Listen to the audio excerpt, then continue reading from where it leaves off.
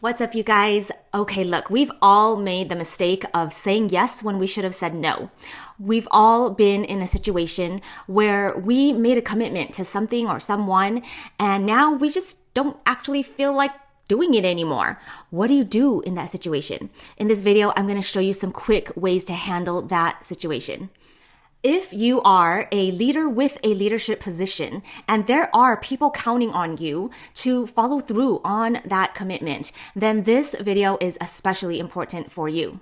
But even if you're not in a leadership position, commitment is a leadership quality that's important for all of us to develop because there's always going to be somebody counting on you, whether it's a parent or a sibling or a friend or the other people in your group for that group project. So commitment is worth thinking about and doing well. And you know what? Sometimes that person who's counting on you to follow through is you. So when you feel tempted to be flaky, to not respond to the text or the email, or to make up an excuse for why you can't do what you said you were going to do, or worst of all, you just don't show up, this is what you can do. First, find the why for why you said yes to begin with. Chances are there was something when the opportunity came up that grabbed you in a positive way. There was something about the opportunity that you were attracted to, that you wanted to commit to. And you've just probably lost sight of that reason. So just take a moment and ask yourself, why did I want to do this in the first place? So a couple of weeks ago, I was washing up, getting ready for bed at the end of the day, and a text came through from a friend. It was an invitation to lunch. And at the time, I said yes, because I was done with work. I was in a rest mode, and lunch actually sounded fun. So I went ahead and committed. I scheduled it. We planned the location and the time.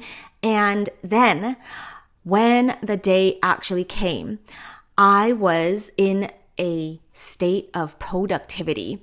Have you been in that situation where you are just flowing? The work is getting done. You're focused. And I did not want to drop everything and go to lunch. So I needed to find my why and get reconnected with why I said yes to this lunch date in the first place. And once I thought about it, it's because this is a friend that I hadn't seen in a long time. And she was a friend that I wanted to get to know better. And I knew that you can't get to know a person better without spending time with them, without making that a priority. And once I remembered that, I said yes, and I meant yes, and I dropped everything and I drove to the restaurant where she actually had some very important news to share with us. And I am so glad that I kept my commitment and did not flake out on her. And another time I had signed up to help out with this outreach for unsheltered people in the community. And it was early on a Saturday morning and I just did not want to wake up. I did not want to have to get there that early on a weekend. But I had to reconnect with my why. And I remembered all the faces of the people who would benefit from my service that day and all the people I did care for and did want to help and was willing to sacrifice a Saturday morning to help. So other people are often at the other side of your commitment. You do affect other people when you don't follow through. Other people will not get to benefit from the blessing that you are if you choose not to show up. The second strategy you can use when you're tempted to flake out instead of follow through on a commitment is to allow yourself to feel the resistance, feel the regret, feel the upset, feel the sadness that you have to maybe give up something else that you would rather do instead of following through on that commitment. And then you know what you should do and what all good leaders do? They follow through. They feel the feels and then they follow through anyway. Because commitment is the disciplined act of doing what needs to be done even when you don't feel like it. There's a great quote that says, "Motivation is what gets you started. Commitment is what keeps you going." So you can be a good leader for others and for yourself by deciding just deciding that you don't need to feel like doing something in order to do it. You don't need motivation. You just need discipline. And remind yourself that the feelings that you are looking for in order to follow through on a commitment will follow the action you take when you do what you need to do. Okay, wait. How do I take action when I don't feel like it? Is that even possible? Yes, but this is where you need to ask for help from a source that is outside of you. You are now facing your limitations. You are now at capacity, and you need more than you can muster up in yourself. And this is where you pray. You ask God for the strength that you don't have. You ask Him for the motivation that you don't have. You ask Him for the discipline that you need in order to follow through on an important commitment. Okay, the last strategy for how you can follow through instead of flaking out on a commitment is by fighting for your integrity. Fight for your integrity.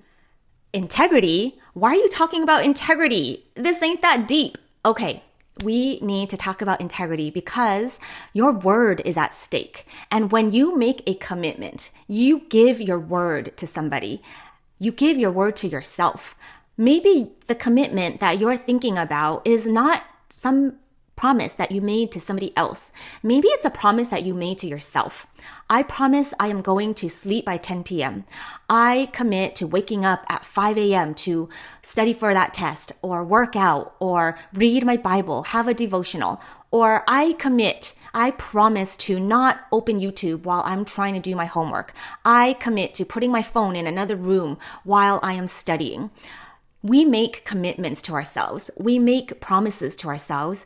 And it's important that we take seriously those promises. We take our word seriously. Every leader has to keep his word. That is how you gain trust and you earn respect from other people. But the first person that you need to build trust and gain respect from is you. And if you're not taking your word seriously, your word to yourself and your word to others, then you are compromising your integrity. Your walk is not matching your talk. You cannot be trusted. Your words are unreliable. And there is no leader that is going to be effective who cannot keep her word. To wrap this up, the ultimate commitment that you will ever make in this lifetime is not to another person or to an organization or to a leadership role. Your ultimate commitment is to Jesus Christ. And the best news ever is that He is more committed to you than you will ever be to Him. So when we are talking about commitment, we learn from Jesus and we allow His commitment to us to inspire us. And we see His level of commitment using the 3 strategies that I just shared in this video when He was praying in the Garden of Gethsemane the night He was arrested, right? There we see Jesus finding His why. He got reconnected with His why because He was praying that this cup would pass from Him if it wasn't the Father's will for Him. Jesus found His why, and you are His why. Jesus also allowed Him to feel all the resistance of going to the cross. He didn't want to be tortured and humiliated and crucified. Jesus felt all the resistances, and yet He allowed Himself to be arrested and taken away anyway. He felt the resistance, and then He did it anyway. And finally, Jesus fought for His integrity in that Garden of Gethsemane. He knew He was going to keep His word. He fought for the promise that He intended to keep.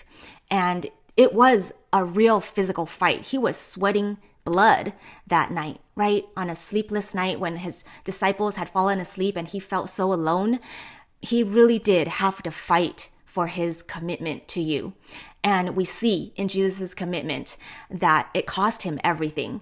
Commitment is sacrificial. Commitment is that whatever it takes attitude. I will do whatever it takes to follow through and to keep my word.